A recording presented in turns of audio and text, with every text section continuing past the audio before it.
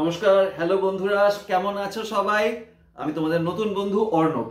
ওকে, তো আজকে আমরা ইংলিশ নিয়ে একটু পড়াশোনা করব এবং পড়াশোনা করার আগে সবথেকে বড় কথা, speaking in English is not a measure of intelligence. এর মানে কি? এর মানে হচ্ছে যে শুধুমাত্র আমি ইংলিশে ভালো কথা বলতে পারি তার মানেই আমি প্রচণ্ড ইন্টেলিজেন্ট কিছু নই। ইংলিশ জাস্ট আরেকটা ভাষা। বাংলা ভাষা যেরকম আছে সেরকমই ইংলিশ আর একটা ভাষা, ব্যাস। এতে ভয় পাওয়ার কিচ্ছু নেই বন্ধুরা, ঠিক আছে? চলো আমরা একসাথে আজকে দেখবো হোয়াট ইজ আ সেন্টেন্স। ঠিক আছে, হোয়াট ইজ আ সেন্টেন্স এবং কত টাইপের সেন্টেন্স হয়, সেগুলোকে নিয়ে কি করা যায় আমরা আজকে দেখবো। ওকে, চলো। What is the definition of a sentence? সেন্টেন্সের ডেফিনিশনটা কি? Sentence means a group of words that makes complete sense. তার মানে কি? কতগুলো শব্দের সমষ্টি যেটা একদম একটা পুরো বাক্যটাকে একটা মানে দেয়। এই শব্দগুলো যখন একসাথে বলা হয় তখন পুরো বাক্যটার একটা মানে দাঁড়ায়। এটাকে বলা হয় sentence means a group of words that makes complete sense. ঠিক আছে, বোঝা গেল যে কতগুলো শব্দের সমষ্টি দিয়ে যখন একটা বাক্য তৈরি করা হয়, যে বাক্যের একটা মানে থাকে, সেটাকে আমরা বলি সেন্টেন্স। ওকে, তাহলে sentence begins with a capital letter and ends with a full stop. Usually মানে একটা ক্যাপিটাল লেটার দিয়ে আমরা শুরু করি, যেমন এখানে আ সেন্টেন্স, ইট, অলওয়েজ, এরকম ভাবে ক্যাপিটাল লেটার দিয়ে আমরা শুরু করি এবং ইউজুয়ালি একটা ফুল স্টপ দিয়ে শেষ হয়।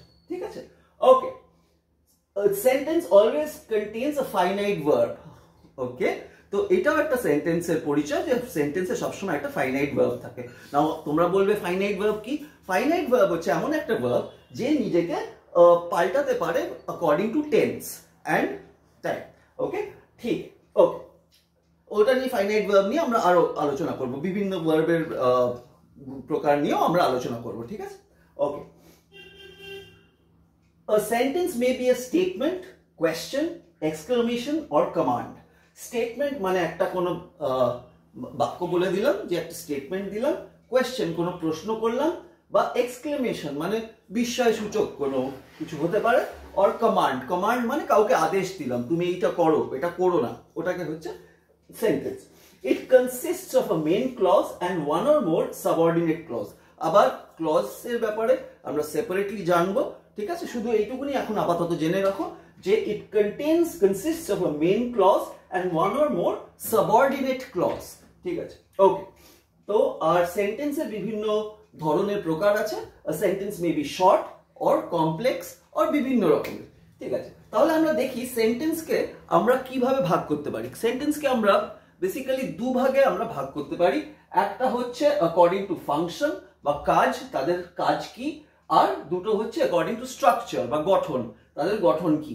ঠিক আছে, আমরা কুইকলি দেখে নেব গঠন অনুযায়ী কিভাবে ভাগ করা হচ্ছে চারটে ভাগে সেন্টেন্সকে।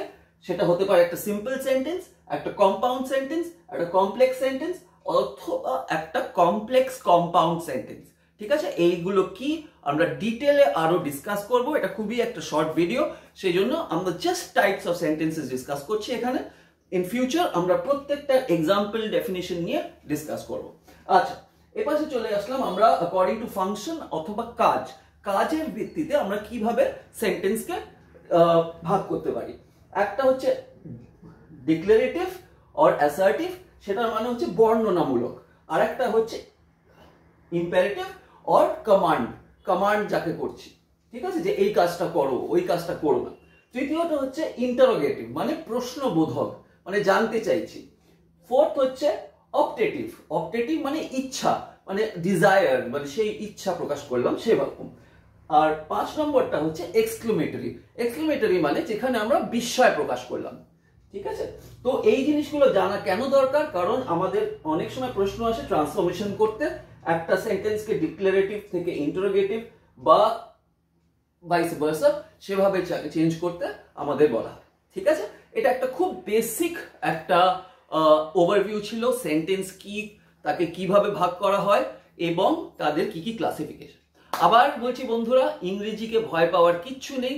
ইংরেজি তোমাদের ভালো বন্ধু হতে পারে, শুধুমাত্র লাগবে একটু প্র্যাকটিস এবং গাইডেন্স। ভালো থেকো সবাই, অল দ্য বেস্ট।